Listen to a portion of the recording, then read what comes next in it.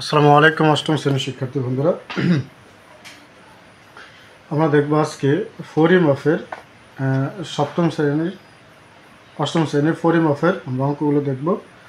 এখানে রয়েছে একটি ফারের দৈর্ঘ্য 60 মিটার এবং প্রস্থ 40 মিটার। পুকুর ফারের বিস্তার 3 মিটার হলে ফারের ক্ষেত্রফল নির্ণয় করো। তো অঙ্কটা খেয়াল করো, ধরো এটা একটা পুকুর, এটা একটা কি পুকুর, এর ভিতরে মাছ গাছ আছে। তো এই হচ্ছে তোমার পুকুরটা, এরকম এই বলছে পুকুরের ফার, এটা হচ্ছে পুকুরের ফার। পুকুরের ফার তো থাকে দেখছো, এটা কিন্তু পুকুরের কি ফার, পুকুরের ফার তোমরা অবশ্যই দেখছো।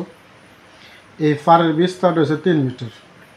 তো এটা হলো কি পুকুরের ফার, এটা 3 মিটার। এটা তো দৈর্ঘ্য হইলে এইটা পুকুরের দৈর্ঘ্য, তাহলে এদিক 3 মিটার হলে 3 মিটার। এদিকে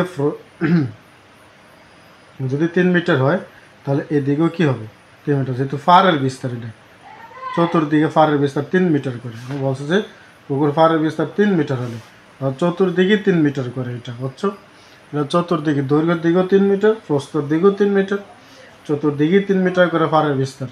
মানে পাড়ের পাটা যতটুকু চওড়া মোটা, পুকুর পাড়ের চতুর্দিকে তো পুকুরের চতুর্দিকে পাড় থাকে। বলছে চতুর্দিকে যে পাটা রয়েছে এই পাড়া যতটুকু মোটা তারটা হচ্ছে 3 মিটার। তার পরিমাপ কয় মিটার? 3 মিটার। 3 মিটার ফাটটা হলো মোটা, অবশ্য চতুর্দিকেই 3 মিটার করে। তাহলে দৈর্ঘ্যের দিকেও 3 মিটার, প্রস্থ দিকেও 3 মিটার। দৈর্ঘ্য উভয় পাশে তাহলে 6 মিটার, প্রস্থ উভয় পাশে 3 মিটার করে 6 মিটার। কথা বুঝছো? চতুর্দিকে যেতে পার। তো আমরা ওটা করে ফেলেছি যে পুকুরের দৈর্ঘ্য হলো 60 মিটার এবং প্রস্থ হলো 40 মিটার। পুকুর কিন্তু আয়তাকার বিশিষ্ট, তো সেজন্য পুকুরের ক্ষেত্র হচ্ছে দৈর্ঘ্য গুণ প্রস্থ 2400 বর্গমিটার। আবার ফার সহ পুকুরের দৈর্ঘ্য, যেহেতু ফার হচ্ছে পুকুরের বাইরে, খেয়াল করো এই যে ফার কি পুকুরের, তোমরা যারা পুকুর দেখছো, যারা গ্রামে থাকো, তো পুকুর যারা দেখছো, পুকুরের ফার কি পুকুরের ভিতরে থাকে? তো পুকুরের ফার যদি ভিতরে থাকে হাঁটবে কীভাবে?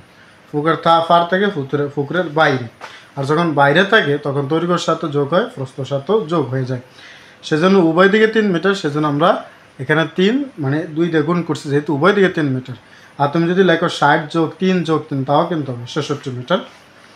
একইভাবে প্রস্থ 40 মিটার, উভয় দিকে 3 মিটার করে বৃদ্ধি পেয়েছে, তাই 46 মিটার। ফার সহ পুকুরের ক্ষেত্রফল 66 গুণ 46, 3036 বর্গমিটার। একটু ক্যালকুলেশন ভুল হয়েছে, সেজন্য কাটা ছেড়ে গেছে। বলছে এখানে ফারের ক্ষেত্রফল কত, আর ফার সহ পুকুরের ক্ষেত্রফল আর ফার শুধু পুকুরের ক্ষেত্রফল।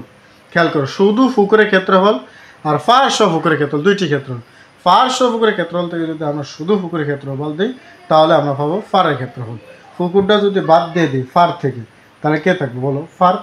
সেজন্য ফারের ক্ষেত্রফল 3036 বাদ দিলে আমরা পাচ্ছি 636 মিটার বর্গমিটার। এটাই হচ্ছে স্যার 11 নম্বর অঙ্ক। আয়তকার একটি ক্ষেত্রের ক্ষেত্রফল 10 একর এবং দূরতার প্রস্থ 4 গুণ, ক্ষেত্রটি দৈর্ঘ্য কত মিটার? এটা একটা খুবই সহজ একটি প্রশ্ন। 1 একর সমান কত, এটা তোমাদেরকে আগে জানতে হবে। 1 একর সমান কত বর্গমিটার?